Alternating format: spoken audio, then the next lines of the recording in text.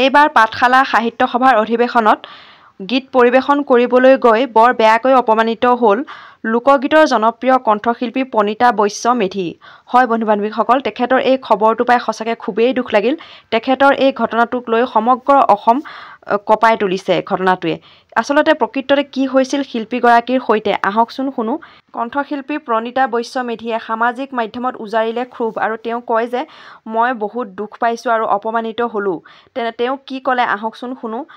যোৱা ৩ ফেব্ৰুৱাৰী ২০২৫ চন অনুষ্ঠানৰ আৰম্ভণিতে মোৰ প্ৰথম প্ৰগ্ৰাম আছিল, কিন্তু মঞ্চত দ্বিতীয় গীতটো গাই শেষ কৰি তৃতীয় গীত আৰম্ভ কৰোঁতেই সাংস্কৃতিক কৰ্মী সোণমণি চৌধুৰী নামৰ এজন লোকে পিছফালৰ পৰা আহি অনুষ্ঠান বন্ধ কৰিবলৈ দিয়ে। তেতিয়া মঞ্চত মই খুব দুখ পালোঁ আৰু অপমানিত হ'লোঁ।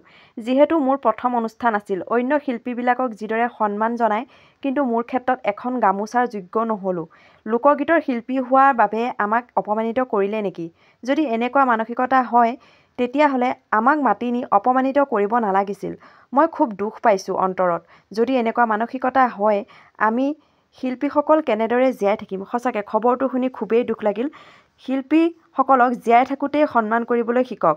মৃত্যুৰ পিছত সন্মান দি লাভ নাই আচলতে।